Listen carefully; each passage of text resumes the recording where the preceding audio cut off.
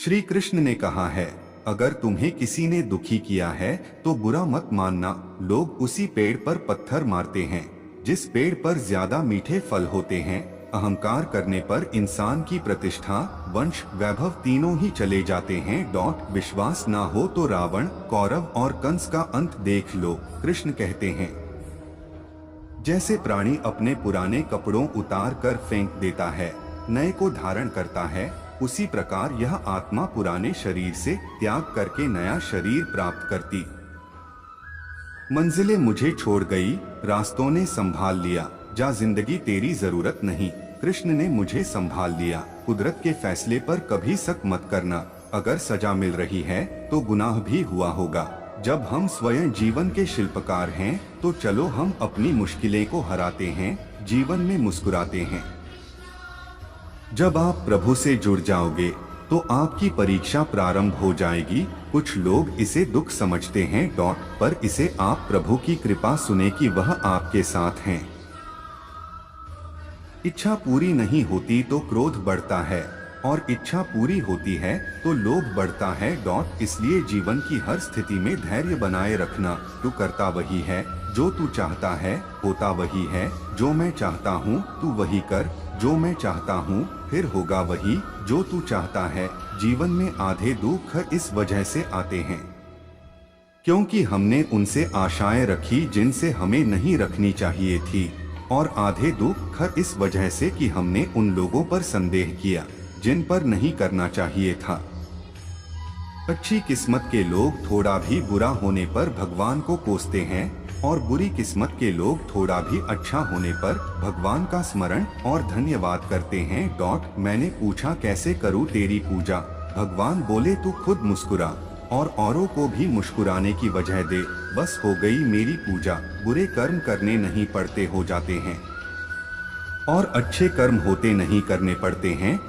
जो दूसरों की तकलीफों को समझते हैं, जिनमें दया है, दिल से अच्छे हैं, उन्हें दोबारा जन्म लेना नहीं पड़ता।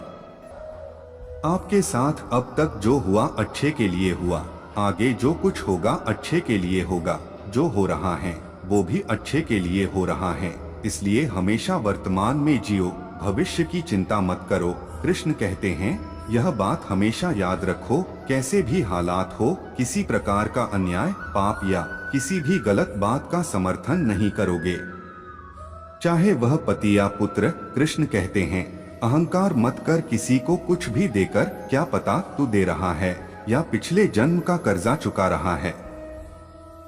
कर्म का धर्म से अधिक महत्व है, क्योंकि धर्म करके भगवान से मांगना पड़ता है, पर कर्म करने पर भगवान स्वयं फल देता है। उससे मत डरो जो वास्तविक नहीं है, ना कभी था ना कभी होगा। जो वास्तविक है वो हमेशा था और उसे कभी नष्ट नहीं किया जा सकता। संबंध उसी आत्मा से जुड़ता है जिनका हमसे पिछले जन्मों का कोई रिश्ता होता है, वरना दुनिया के इस भीड़ में कौन किसको जानता है। मुंह से माफ करने में किसी को वक्त नहीं लगता, पर दिल से माफ करने में सारी उम्र बीत जाती है।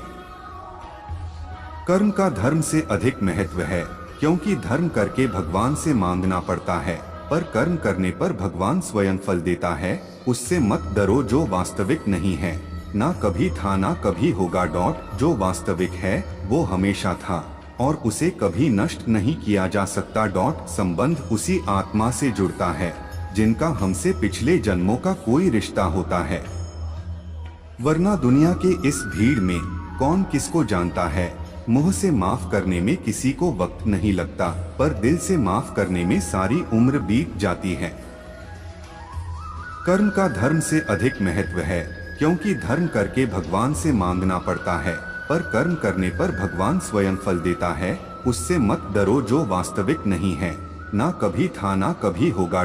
जो वास्तविक है वो हमेशा था और उसे कभी नष्ट नहीं किया जा सकता। संबंध उसी आत्मा से जुड़ता है जिनका हमसे पिछले जन्मों का कोई रिश्ता होता है, वरना दुनिया के इस भीड़ में कौन किसको जानता है।